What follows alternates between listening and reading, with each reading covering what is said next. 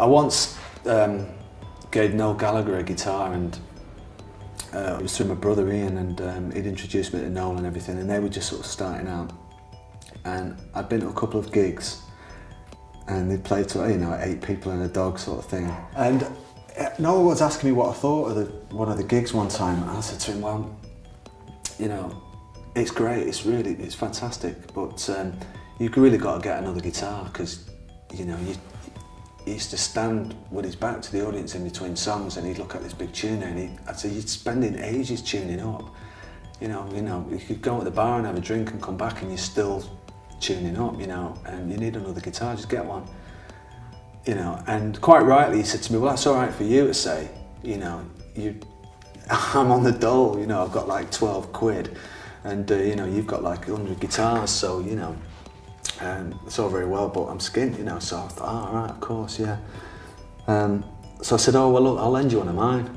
And, his eyes lit up like that. So I went back to my house and thought, what guitar can I give him? I can't give him one that's too sort of dodgy or cheap or whatever, I've got to give him a decent one.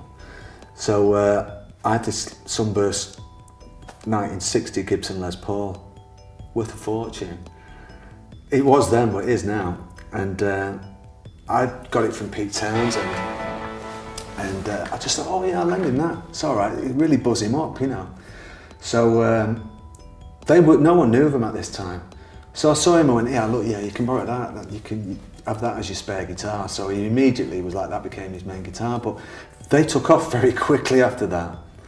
Around that time, they got a lot of attention, and it was almost like a few weeks passed, and I was reading in the music press, it's like, Johnny Marr gives band guitar, and Oasis just sat in the other, and the way he'd made it out was like he and I had met on this grassy knoll at midnight under a full moon, like that, in our shades, and I'd walked up onto the knoll and I'd passed him the Les Paul like Excalibur, and said, here, keeper of the flame, taketh thy Les Paul and lay down some heavy licks, that the masses may fall at your feet, and you will become King Noel. Arise, King Noel, And then we drank the blood of a groupie, which isn't actually what happened. I said to him, you can borrow this guitar for a bit till you get some money. Anyway, he fell in love with this guitar, and so I didn't really have the heart to ask for it back then. And he wrote, I know he wrote Live Forever on it, and he probably wrote a few more. It's in the Live Forever video.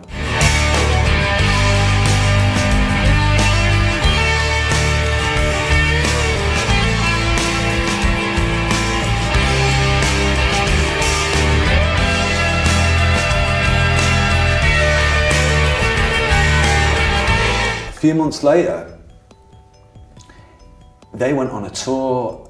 Well, they were always on tour, but they did this gig up at, they were starting to get kind of big then, and they did a gig and they played at Newcastle Mayfair before it closed down. And I got this phone call from the office this one morning, totally freaking out.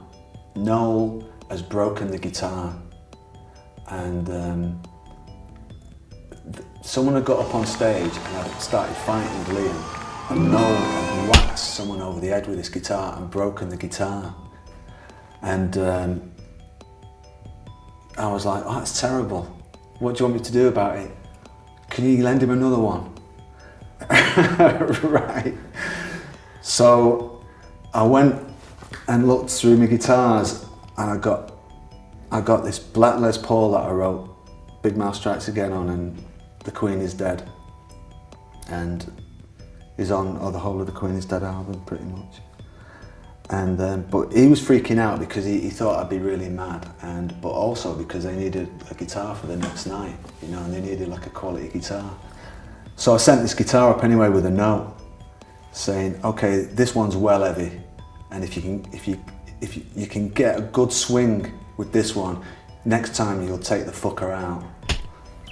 And years later, probably 2004, 4, something like that, I was playing on an Oasis album, and I was stood at the mixing desk and I was listening to the track, and Jason, who used to be my roadie, who's now Noel's roadie, went to pass me a guitar, and I was actually distracted, and I was listening to the track, and Jason went here. I put my hand out, and it was that black guitar, the second one that I'd given that I used on The Queen Is Dead, and I plugged it in and then just played the solo on this track, so it had a nice little bit of a resolve to it.